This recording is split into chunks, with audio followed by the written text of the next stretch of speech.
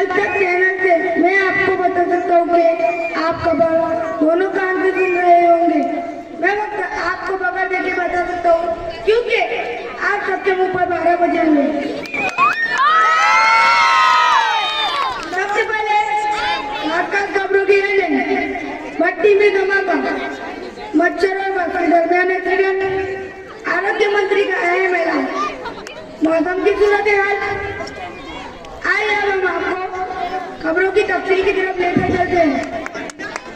आरोग्य मंत्री ने नशे के बारे में ऐलान करते हुए कहा कि सिगरेट इंसानी फेफड़ों के लिए बहुत फायदेमंद है